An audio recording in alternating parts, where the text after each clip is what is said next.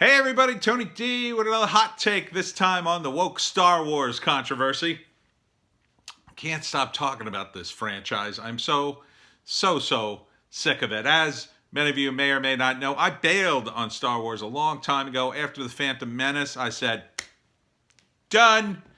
Uh, Understand that I'm an old school nerd when it comes to Star Wars. You know, I remember the days back in 83, 84 when we talked about Star Wars and talked about how it was done because Lucas had put the Ewoks in the damn thing. How he had sold us all out for toys and video games. Or did he start the video? I think they had video games then, maybe just the early ones. Anyhow, look, I know there's a lot of Star Wars fans out there, and I know you guys love it. But the thing of it is, the way these things operate, in my view, and I've seen this over the years, there's so much money, okay? And when there's that much money in things, the people in charge cannot allow other people to take over, right? So for years, they wanted to do Star Wars. And the moment a big studio like Disney got their hands on it, I mean, for years they tried to get George Lucas, come out of retirement, do a sequel. No. And then he finally did. And in my view, he had lost it. But that's just my 2 cents, whatever. I still, however, can respect that it was his vision. The prequel's his vision. Not for me. I thought it was done. I thought they were unnecessary, but I can respect that the creator of Star Wars did 3 more movies. I can respect those movies, even if I don't like them. I cannot respect the sequels done by J.J. Abrams and crew. They're all, in my view, hired hands who don't really care. And once they started blowing it, once they started to take the Hollywood, and they do this all the time, they take the attitude, oh, well, we're going to totally remake Star Wars. You know, when somebody comes in to a creative project at that level, and this happens in comics too, their first thought is, how am I going to make my mark so everybody gives me credit for putting nipples on the Batman costume? That was Joel Schumacher, by the way, I believe. That's what they want. They want this big credit. So if the thing's a hit, they don't want the George Lucas to get the credit. They want them to get the credit. But the problem is, it was Star Wars. Star Wars was already popular. It was already this enormous hit. So you have no place to go but down. So there's no point, none whatsoever, in putting your imprint on a franchise that's already popular. Your only course of action, your smart course of action, is to do it just as the previous guys did it. Now, in some other franchises that maybe aren't going that well, or movies, you know, you take a look like at American Psycho, and they say American Psycho is a good version of a bad book. I don't know if that's totally true. That may be an exaggeration. I've never read the book, but I did see the movie, and the movie's not bad. I mean, it's pretty good for what it is. You know, maybe that's true. Maybe it's a terrible book and it's a great movie. Maybe it's just the wokerati complaining about a book that's a little too man-centric for their taste. I don't know.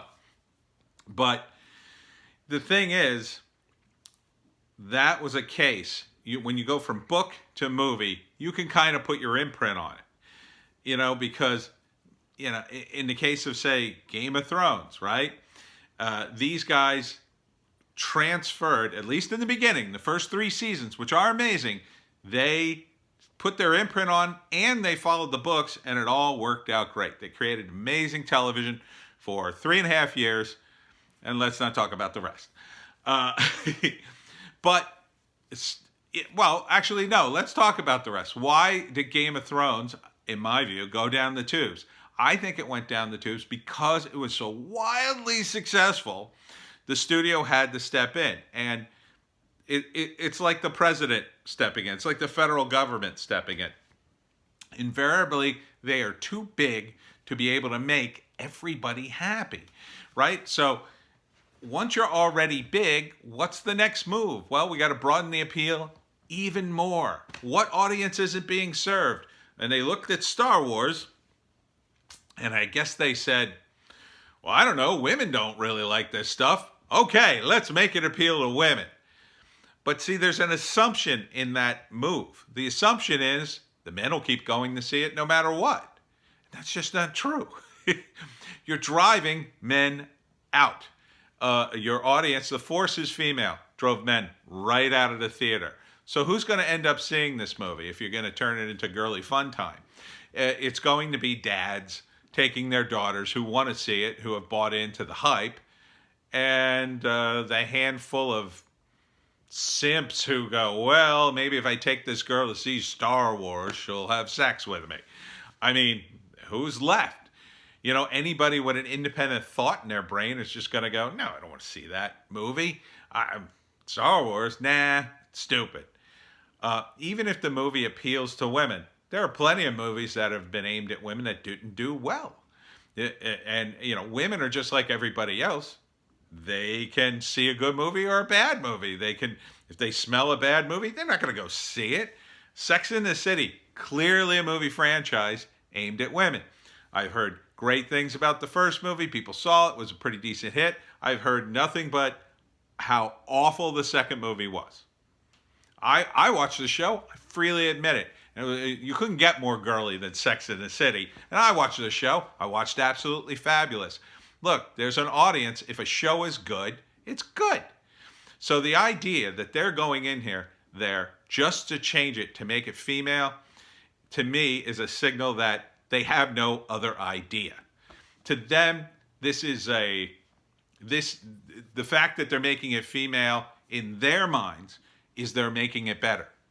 And that's wrong. It's so wrong.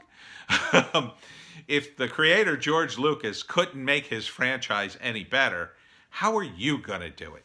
This is the supreme arrogance of many of the figureheads in LA and in Hollywood. They cannot make Star Wars better. They cannot improve upon a phenomenon because great art is unconscious. The phenomenon of Star Wars, and I was witness to it, transcends the average movie. It just transcends it. It's about timing. It's not just about the story, although the story was a major factor. It took elements from all these great stories. It took elements from The Seven Samurai. It took elements from Lord of the Rings. It took elements from Flash Gordon. All these different things that had already been in the consciousness for many years, and it put them together in such a way that was appealing and came out at a particular time when there was a need for escapism. You have to understand, this was 77 when the first Star Wars movie came out. 77 was a time period prior to that where we had a great renaissance in movies, but they were very gritty and they tended to be dark, dark realism, very much like the Joker movie. You've seen the Joker movie, a lot of you have. You know what that's like. It's pretty dark. It's pretty gritty. And that movie really captured that era of filmmaking. That's what a lot of the movies were like, by the way, and some of the TV shows. Kojak was like that before they changed the rule on television about showing blood, and I'm not kidding. A guy would get shot on Kojak, and I was a little kid watching Kojak. It was kind of almost traumatizing. See blood spurt out of the guy, and he'd die, and be like, "Holy crap!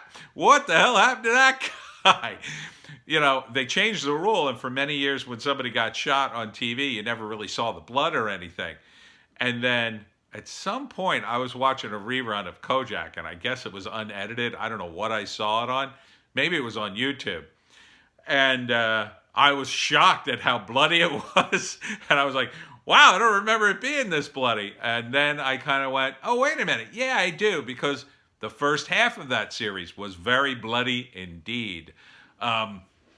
So what these people are doing, in my view, is they're completely out of ideas.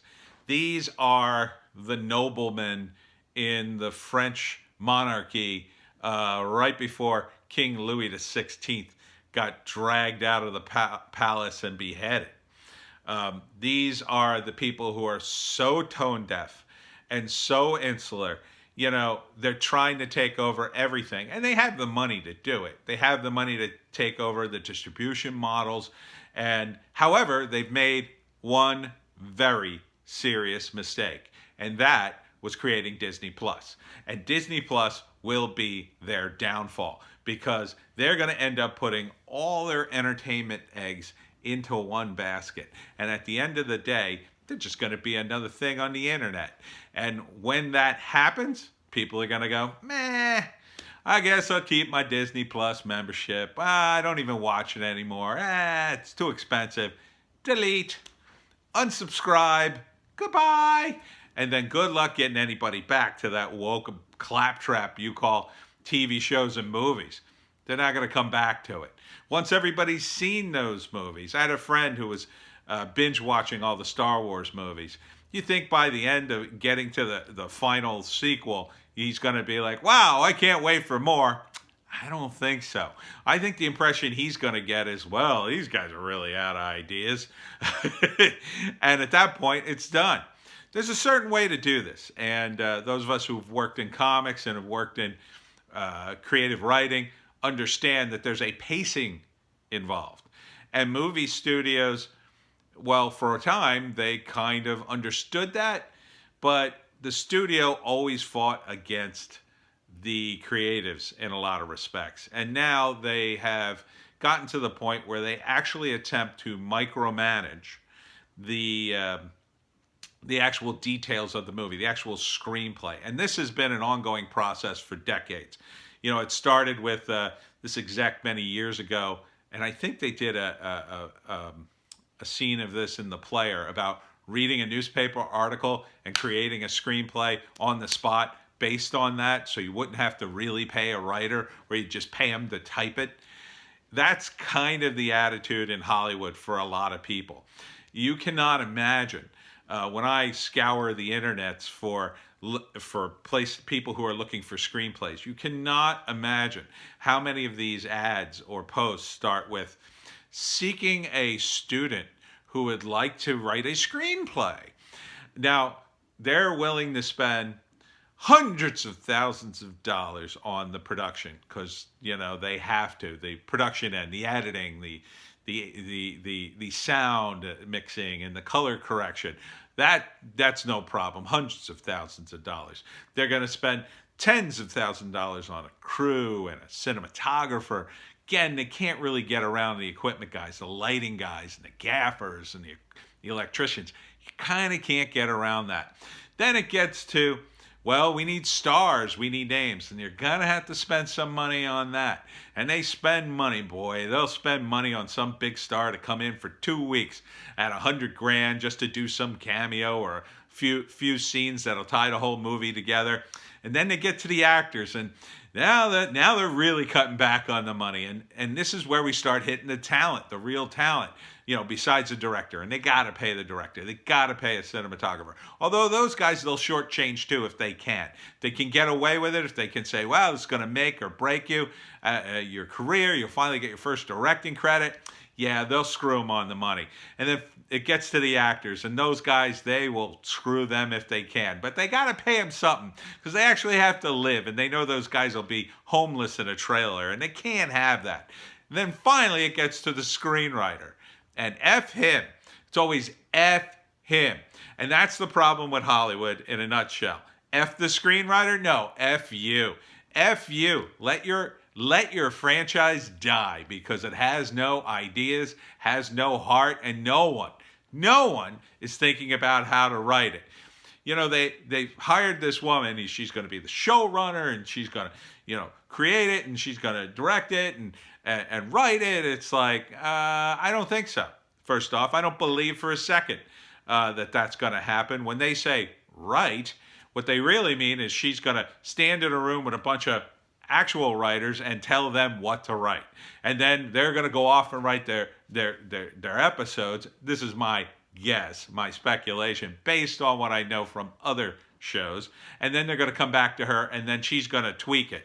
That's the equivalent of, in comic books, having an artist who, signs his name and tweaks the artwork, but he actually has a studio of 6 to 8 guys who are doing the majority of the work, and then he just comes in and puts in the touches.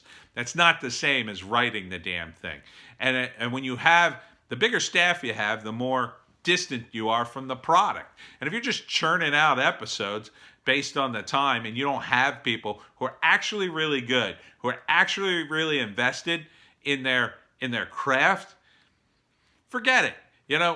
In the world of comedy, you have to be funny. And believe me, comedy is a high bar. So if you look at the episodes written in the Seinfeld world, oh my God, almost every episode of Seinfeld is a classic. Almost every one, except that last one.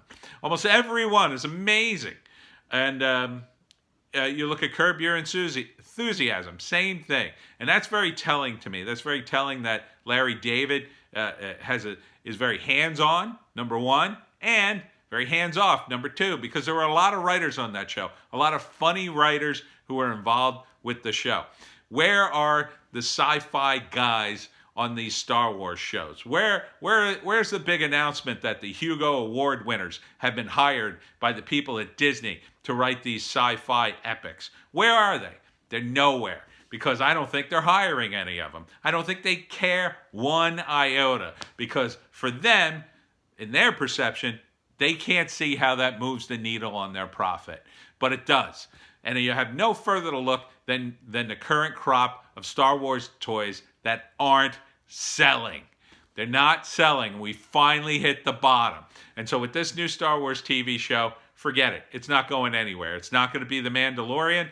And I say, look, if you want Star Wars to be good, you're out of luck. It's not, in my view, it's not going to get any better. The best you can hope for, that this hits rock bottom and that they finally fire everybody and hire a completely new wave of people who are not beholden to this woke trend.